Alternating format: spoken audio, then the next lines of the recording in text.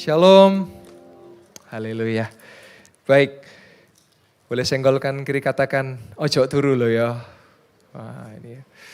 Karena saya biasanya kalau ibadah, saya sering lihat di belakang, saya duduk di belakang, saya nginceng gitu ya.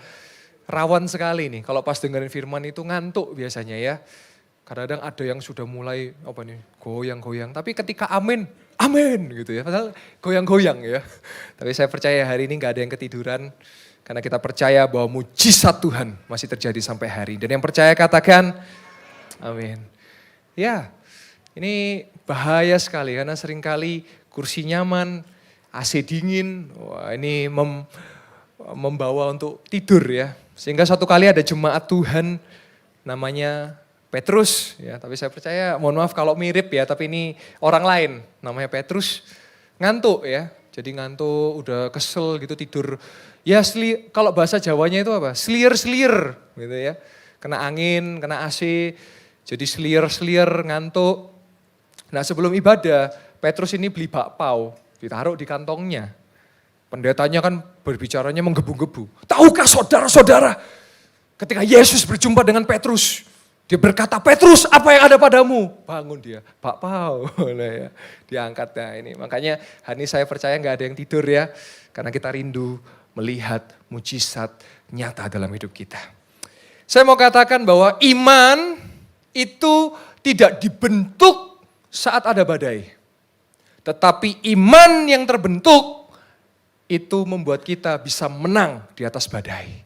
Bagaimana iman terbentuk? Dari mendengar firman Tuhan. Sebab firman Tuhan katakan iman timbul dari pendengaran akan firman Tuhan. Jadi jangan dibalik jemaat Tuhan. Seringkali kita berpikir ketika ada badai, oh ini iman saya lagi dibentuk ini. Enggak.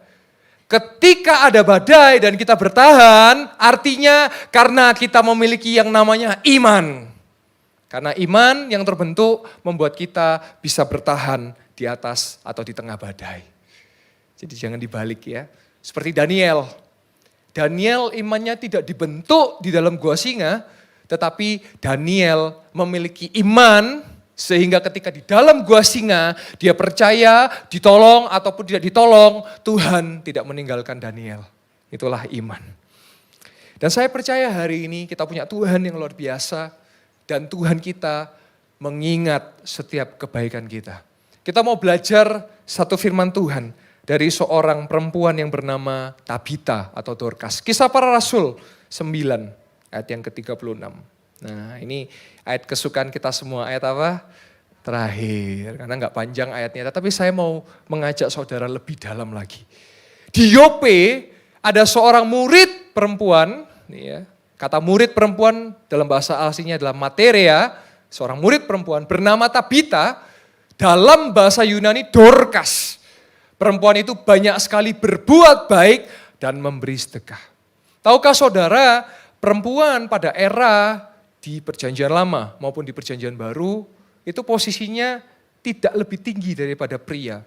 Jadi kalau ada perempuan yang ditulis namanya, itu berarti ada sesuatu yang kita mau belajar dan ada sesuatu yang spesial. Kita kembali ke ayat 36, kita lihat lagi. Ada seorang perempuan bernama Tabita. Nah Tabita ini adalah orang Yahudi.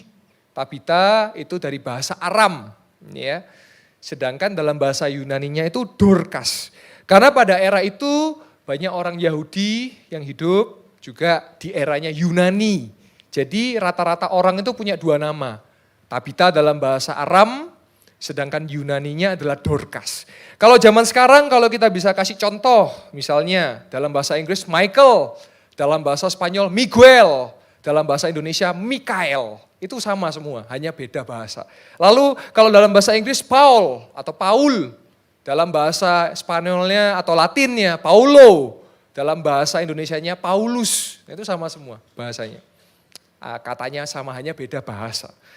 Nah di sini tidak diceritakan Dorcas ini atau Tabita ini apakah memiliki anak, menikah, tidak diceritakan. Tetapi hanya diceritakan bagaimana Dorcas ini melakukan banyak sekali berbuat baik dan memberi sedekah. Ayat 37. Tetapi pada waktu itu ia sakit, lalu meninggal. Dan setelah dimandikan, mayatnya dibaringkan di ruang atas. Jadi tidak terlalu jelas latar belakang daripada Dorcas. Tetapi dikatakan bahwa waktu itu ia sakit. Nah kalau kita belajar namanya hermeneutik atau ilmu tafsir, ada beberapa yang menafsir, katanya Dorcas ini adalah seorang janda, ada yang menafsir dia adalah seorang perempuan. Tetapi kalau kita melihat ia sakit, berarti kalau sampai meninggal berarti sakit keras. Ya diperkirakan berarti usianya udah cukup agak tua begitu ya. Kita lanjut ke ayat yang ke-38. Di Lida, jadi ini ada kota namanya kota Lida, itu dekat dengan Yope. Nah kota Lida dengan kota Yope itu jaraknya sekitar 18 km. Jadi kurang lebih ya kayak Malang ke Lawang gitu ya, atau Malang ke Batu gitu, kurang lebih ya 18 kilo. Dan ketika murid-murid mendengar bahwa Petrus ada di Lida, jadi waktu itu Simon Petrus, yaitu Petrus ada di Lida, mereka menyuruh 2 orang kepadanya dengan permintaan segera datang ke tempat kami. Nah Bapak Ibu Saudara, di kota Yope atau bahasa lainnya Yafo atau Jafo itu adalah kota pesisir. Jadi dekat dengan pelabuhan. Di situ banyak sekali janda-janda. Kenapa? Karena banyak suami-suami yang bekerja sebagai nelayan. Dan rata-rata suami-suami yang menjadi nelayan pada masa itu banyak kapalnya karam sehingga tenggelam, kena badai, akhirnya meninggal. Sehingga banyaklah janda-janda. Nah kalau kita melihat janda-janda, nah saya baca Alkitab kok nggak menemukan kata duda. Ya. Yang ada itu janda dan yatim piatu. Nah suatu ketika waktu doa makan, ini kalau biasanya doa makan kan kita kepenginnya singkat pada jelas karena doa makan adalah doa yang dijawab secara cepat. Tuhan kami mau makan, sudah langsung ada makanan. Nah itu doa makan ya. Nah seringkali kalau doa makan itu kan biasanya panjang ya. Tuhan kami berdoa buat janda-janda, buat yatim piatu, buat bangsa-bangsa. Dan kami terlebih berdoa buat pemimpin negara-negara. Nah suatu kali waktu makan ini udah lapar ini perut ini ya. Tapi yang pas teman saya yang doa ini, hamba Tuhan yang doa ini cerita nyata ya Bapak Ibu. Jadi doanya itu panjang. Doa bangsa-bangsa, pengampunan bagi pemimpin-pemimpin negara, bagi janda-janda, bagi yatim piatu, bagi yang orang-orang tua, bagi orang-orang fakir miskin, semua disebut. Akhirnya karena, wah ini kok lama, saya ngambil gitar cepet ini. Saya ngambil gitar cepet, habis dia doa dalam nama Tuhan Yesus, amin. Saya langsung genjreng, jreng. Bapa terima kasih, Bapa terima kasih. Bapa di dalam surga, ku berterima kasih. Amin.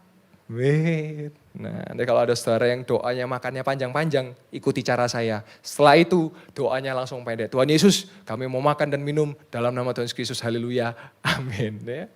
Kadang-kadang panjang lah, itu boleh didoakan. Tetapi saran saya mungkin itu di doa syafaat aja deh. Karena kalau doa makan kadang-kadang kita ini sudah apalagi bau aroma makanan sudah meresap masuk ke dalam hidung. Ya. Masih harus doakan janda-janda, masih harus doakan yatim piatu, masih doakan tetangga. Mungkin satu komplek didoakan, disebut yang blok A, blok B, blok A itu. Kita raja ambil langsung genjreng aja itu. Ya. Sudah kayak ibadah kan, jadi doa berkat itu ya kan. Bapa terima kasih. Nah ketika melihat janda, makanya ada satu yang unik ya. Karena ceritanya ini kan banyak janda-janda yang dilayani oleh Dorcas. Makanya kalau saya lihat Alkitab, nggak ada kata duda. Ya. Kalau saya melihat ini, kalau saya boleh katakan, saya banyak apresiasi, saya banyak menemukan. Ini janda cerai mati ya, artinya yang ditinggal suaminya meninggal. Saya melihat kadang-kadang kebanyakan yang saya temui, itu bisa membesarkan anak sampai usia gede, sampai usia besar, sampai anaknya sudah mentas. Dan rata-rata ya berarti jadi single parent ya, artinya benar-benar fokus membesarkan anaknya. Saya nggak tahu kenapa nggak ditulis duda, mungkin ya, ini yang saya temukan ya. Rata-rata kalau duda biasanya mungkin pasti ditinggal istrinya mati langsung biasanya nyari pendamping, karena nggak bisa sendiri. Dan saya akui, saya laki-laki itu kalau sakit kemenyek ya. Kayak saya ke istri saya, sayang gitu ya. Sakit itu jaluk rawon, jaluk pecel, lodeh, ya, disebut kayak urap-urap semua ya. Tapi kalau perempuan sakit kan enggak banyak bicara ya. Tapi tetap melayani suami, tetap melayani anak-anak, lah itu luar biasa. Makanya kalau saya lihat di sini banyak kan bapak-bapak atau ibu-ibu. Banyak ibu-ibu betul ya. Soalnya kayak dusoe, makanya ke gereja enggak ya. Apresiasi buat ibu-ibu. Makanya suatu kali ada duda ya, duda keren. Ditinggal istrinya meninggal, langsung bingung nyari pendamping. Akhirnya kepikiran. Sampai suatu kali ini pelayan Tuhan ini nyanyi di mimbar ya. Karena bingung, karena udah usia kan. Nyari rondo. Akhirnya ketika ku hadapi kehidupan ini, janda mana yang harus ku pilih. Bingung perkara rondo gitu ya. Tetapi hari ini saya mau katakan, kita jangan fokus kepada masalah, tapi kita fokus kepada Tuhan kita yang menjadi sumber, yaitu Yesus Kristus. Menjadi sumber pertolongan kita. Nah jadi ceritanya di Yope banyak janda-janda yang mereka kehilangan suami, kehilangan nafkah, dan Dorcas ini hadir, berbuat baik dan memberi sedekah. Menolong janda-janda, kita lihat ayat 39. Maka berkemaslah Petrus dan berangkat bersama-sama dengan mereka. Jadi Petrus bersama-sama dengan murid bergerombol.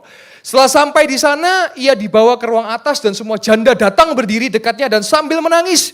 Mereka menunjukkan kepadanya semua baju dan pakaian yang dibuat Dorcas waktu ia masih hidup. Saya mau katakan, gajah mati meninggalkan gading. Tetapi manusia mati meninggalkan apa? Nama. Sekarang saya mau tanya. Kehidupan sama kematian itu segini loh. Gak kerasa cepet waktunya. Kita gak pernah tahu kapan Tuhan panggil kita. Tetapi saya percaya Tuhan akan panggil ketika sesuai dengan rencananya dan ketika kita siap. Nah, kehidupan dan kematian itu cuma segini. Ada satu, saya senang sekali ilustrasi ini.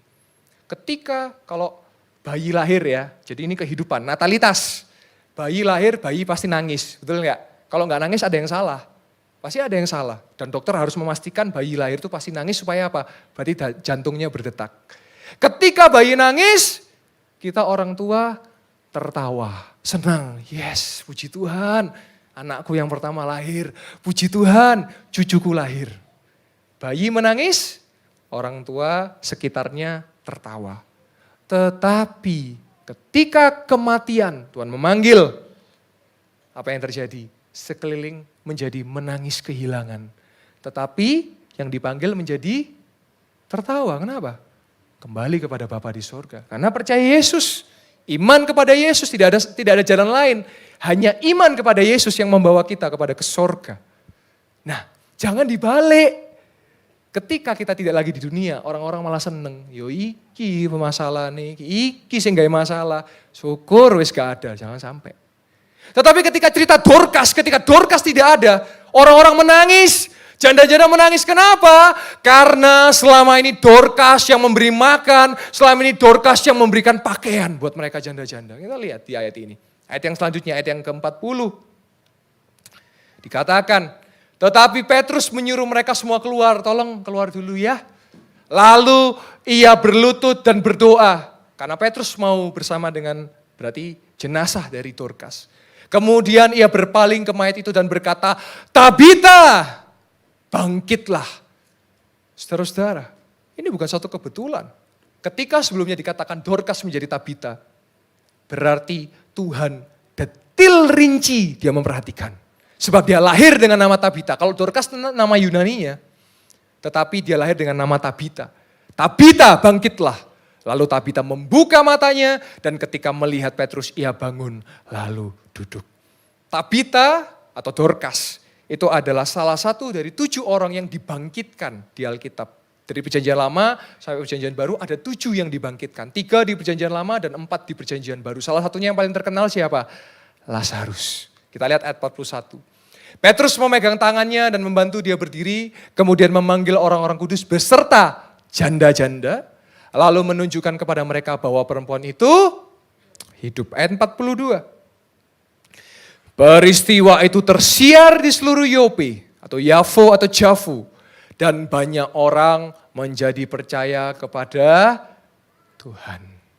Hari ini ketika orang melihat ada mujizat, ada kesembuhan. Jangan sampai salah fokus sama mujizatnya. Tetapi biarlah mereka menjadi percaya kepada Tuhan. Kata percaya dalam bahasa aslinya menggunakan kata pisteo. Ya, yang arti beriman. Yang berarti menaruh penuh harapan kepada Yesus. Jadi hari ini saya percaya. Minggu lalu ada Bapak Ibu Saudara yang datang mengalami kesembuhan, mengalami mujizat. Bukan fokus mujizat dan kesembuhannya. Tetapi yang menjadi fokus bahwa ada Yesus Tuhan yang sanggup menyembuhkan yang sakit. Yang percaya katakan, amin. Yes. Jangan kita banyak berjanji-janji, karena kalau janji itu pasti gombal. Saya punya teman waktu itu sakit jantung. Masih SMP sudah sakit jantung. Tuhan, kalau saya sembuh dari jantung saya mau menyerahkan diri melayani Tuhan. Itu janjinya ya, sembuh. Tahu saudara apa yang terjadi? Malah hidupnya gak karu-karuan. Tapi Tuhan tidak mencabut kesembuhannya. Tetapi menjadi pelajaran. Hari ini kalau manusia berjanji pasti gombal. Tapi kalau Tuhan berjanji, dia pasti mengenapi janjinya. Itu hebatnya Tuhan kita. Jadi biarlah melalui apa yang kita alami, melalui satu mujizat, orang melihat ada Tuhan yang hidup, ada Yesus yang hidup. Ya. Nah, saya mau katakan, jangan lagi kita fokus kepada masalah, tapi kita fokus kepada Tuhan. Kalau kita fokus kepada masalah, nah ini bahaya. Ini ya. Kalau nggak fokus ini bahaya. Suatu ketika ada anak muda ya, datang ke dokter, aduh mukanya luka bakar saudara-saudara, aduh dokternya kok iso toh nyo, gitu ya. Terus anak muda ini bilang, iya dok, saya luka bakar 2 ini karena tadi itu, dokternya akan tanya, kenapa ini yang kanan ini? Iya dok, tadi itu saya lagi nyetrika. Terus telepon saya berdering, saya gak fokus, setrika saya angkat, kena yang kanan. Lah yang kiri, lah itu dok, orang itu telepon lagi, lah ya, kena yang kiri ya. Nah hati-hati kalau gak fokus ya. Wis nyalakno wong liya padahal sendirinya yang gak fokus. Satu kali ada tukang roti ya, dia tukang roti jual roti. Ya. Di komplek. Perempatan ngegas aja, ditabrak, dar gitu. Karena kan gak toleh kanan kiri ya, pakai kacamata kuda mungkin ya, jadi gak bisa kelihatan kanan kiri. Ketabrak, security-nya datang, Pak ada apa? Karena dia jualan roti, ada coklat, ada keju ya. Padahalnya maksudnya ada kecelakaan atau ada apa ini ya. Jadi dia gak fokus sama masalah, fokus sama jualannya ya. Ambil terkapar, ada apa Pak? Ada coklat, ada keju, ada nanas gitu ya. Tapi biarlah hari ini kita jangan fokus kepada masalah, tapi kita fokus kepada pertolongan Tuhan. Hari ini kalau ada Anda yang datang, mungkin hari ini dengan sakit atau dengan apapun pergumulan saudara. Setelah ini saya rindu membuka altar, saya rindu berdoa buat Anda karena ini ibadah mujizat. Ibadah yang memang dikhususkan bagi Anda yang berbeban berat. Mungkin Anda mengalami masalah bukan hanya jasmani tapi rohani. Altar akan dibuka. Saya rindu berdoa buat saudara dan percaya seperti Dorcas. Yang mati dihidupkan, yang sakit disembuhkan, yang terikat dilepaskan, dan yang terbelenggu dibebaskan. Dan yang percaya katakan, amin. Saya mau tutup dengan sebuah kesaksian. Ketika saya melihat cerita tentang Dorcas. Kenapa Tuhan mengadakan pertolongan, bangkitkan Dorcas melalui Petrus, bangkitkan Tabita melalui Petrus. Kenapa? Karena Tuhan melihat Dorcas atau Tabita melakukan kebaikannya dengan setia. Ini penting, satu kunci penting yang kita perlu pahami. Dalam kehidupan saya, ketika hari ini saya hidup puji Tuhan, saya bersyukur. Tuhan memakai saya, Tuhan memberkati saya. Karena tidak lepas dari taburan orang tua saya. Ketika orang tua saya, ayah saya dipakai dengan luar biasa oleh Tuhan. Saya percaya itu tidak lepas dari taburan titik atau bobo saya. Kalau saya boleh cerita, ada 2 kesaksian. Yang pertama kesaksian dari titik saya. Titik itu kakek ya. Suatu ketika ayah saya hidup ya di daerah Panarukan, Situbondo. Nah itu kalau terus ke Banyuwangi. Nah tadi kan saya cerita tentang kota pelabuhan. Nah kota pelabuhan kan salah satunya Banyuwangi. Nah saya bersyukur besar, saya lahir Surabaya, saya besar di Malang, saya bersyukur kenapa? Karena kalau kita mau ke Malang lewatnya apa? Lawang, jadi sopan lewat Lawang. Tapi mau ke Banyuwangi lewat apa? Genteng, lain. Ngundak nang Genteng ya. Kalau ke Malang kan lewat Lawang. Lawang itu apa? Pintu. Kalau Genteng apa? Ya Genteng gitu. Nah ayah saya di Panarukan jejer dengan tetangganya orang kaya. Orang kaya. Setiap hari di EC karena ayah saya waktu itu kekurangan hidupnya. Di EC, aduh miskin gitu. Sampai ayah saya, ini saya diceritakan ayah saya, sampai marah, sampai awas like gede ya. Nah dunia kalau ngajarin tuh apa? 1000 kebaikan, lawan satu kejahatan atau satu kesalahan, ingetin terus yang satu kesalahan, yang 1000 dilupain aja. Tapi yang diajarkan oleh titik saya apa? 1000 kesalahan melawan satu kebaikan, ingatlah selalu satu kebaikan itu. Suatu ketika titik waktu itu mancal sepeda, waktu sepeda jadul itu yang kalau diputar itu dinamonya buat lampunya itu loh ya. Nah itu sepeda jadul. Terus apa itu namanya itu yang jerujinya itu ya, jerujinya apa itu istilahnya pokoknya yang kayak untuk muter rodanya itu ucul gitu ya. Ucul itu apa? Lepas. Dan tiba-tiba tetangga itu di tengah hutan karena pada saat itu kan nggak seramai sekarang tahun 60-an, 70-an. Tiba-tiba tetangga datang pakai motor, waktu itu sudah bukan orang kaya pakai motor. Ya, tahun 70-an tuh. Datang, tahukah saudara apa yang dia lakukan? Disorong, dibantu titik saya, didorong sampai depan rumah karena tetanggaan. Dan tahukah titik saya bilang apa sama ayah saya? Mulai hari ini juga kalau tetangga kita sulit, kamu harus bantu karena tadi papa dibantu sama tetangga. Sampai hari ini ayah saya masih nolongin tetangga itu. Lagi kesusahan ditransfer uang dan sebagainya. Itu luar biasa. Manusia aja gitu apalagi Tuhan. Ayo. Terus yang kedua, dulu karena tidak kekurangan jadi kalau ke gereja ya nggak bisa ngasih persembahannya, cuman bisa apa? Cuman bisa ngasih 2 ikat kangkung. Nenek saya, bobo saya itu cuma bisa ngasih 2 ikat kangkung. Sampai jemaatnya ngilokno, iki pendeta kudu kelinci loh ya kok dikei kangkung. Tetapi bobo saya dengan setia tetap ngasih apa yang dia bisa punya dia berikan untuk gereja, dia berikan untuk hamba Tuhan. Dan saya percaya hari ini apa yang ditabur sedang dituai oleh anak dan cucunya. Jadi anak-anak muda engkau juga punya peran untuk menabur untuk anak cucumu. Ya, itu luar biasa. Nah apa yang saya alami sekarang? Saya alami ketika dulu saya belum menikah. Saya melayani di bidang relationship. Saya melayani di bidang ya pembinaan pacaran. Apa yang saya tuai? Saya dapat istri yang baik. Yang mengasihi Tuhan. Mengasihi suaminya. Menjadi pendoa syafaat. Istri yang setia. Wow, ini tahun ketiga kami menikah. Luar biasa. Saya punya mertua yang baik juga. Yang mengasihi menantunya. Dan papa mama saya juga mengasihi mantunya. Saya pernah ditunjukkan chat sama istri saya. Kok ini lo liatin gue. Koko beluk ya. ya koko sayang ya. Ditunjukin. Mama saya kirim ke istri saya. Tuh makasih ya mantuku. Love you full. Wow. Apa yang saya tabur saya tuai. Lalu apa lagi? Ketika saya melayani sekolah minggu. Saya melayani anak-anaknya orang. Dengan sungguh-sungguh saya mendoakan anak-anaknya orang. Apa yang saya tuai? Saya dapat anak yang baik. Anak yang pintar. Anak yang sehat. Tuhan mengingat kebaikan setiap kita. Ya. Hei anak-anak muda, saya mau katakan buat engkau. Jangan kamu hidup sembarangan. Sebab ada yang namanya tabur tuai. Gak apa-apa, nipu bos gak apa-apa. Kan gak ada CCTV. Halo. Suatu saat kamu akan punya anak dan punya istri. Suatu saat kamu juga akan menjadi kakek bagi cucumu. Tuhan mengingat kebaikan. Firman Tuhan katakan apa? Sampai generasi ketiga, keempat, Tuhan tidak pernah melupakan anak cucu orang benar. Dan yang terakhir, Tuhan memberikan apa? Kesehatan buat saya. Dulu waktu saya SMP, jadi sejak zaman saya SMP, saya itu selalu, kan teman-teman saya itu sakit ya.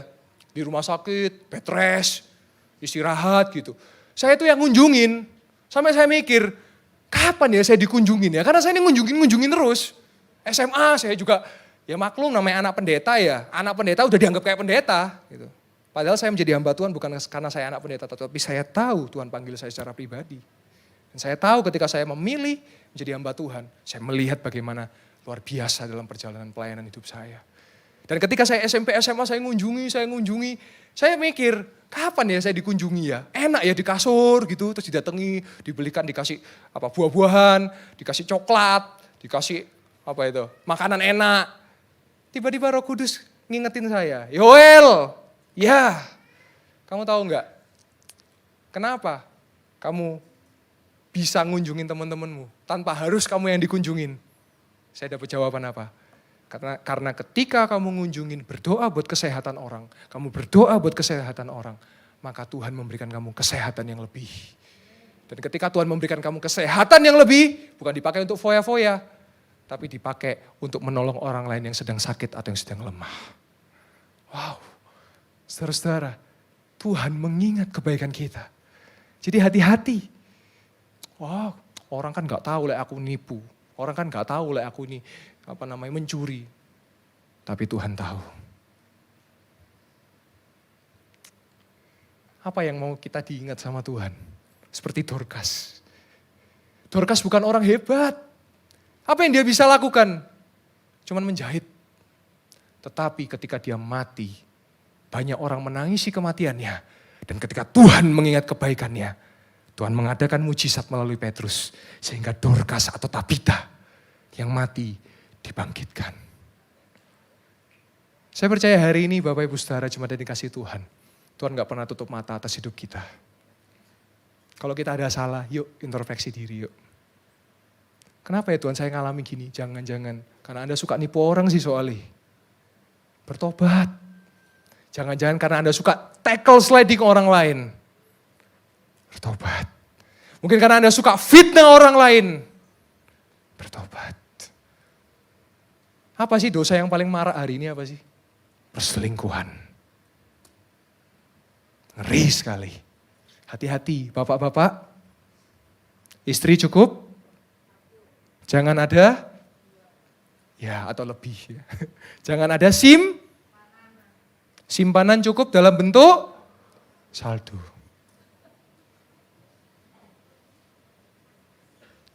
Hari ini mohon maaf ya. Belajar terbuka. Saya dengan istri saya, WA saya terbuka. Dia bisa baca WA saya. Kalau WA-nya gak boleh dibuka, tanda tanya. Ada perkara yang tak dapat ku mengerti. Keterbukaan itu penting. Hati-hati, ngeri loh.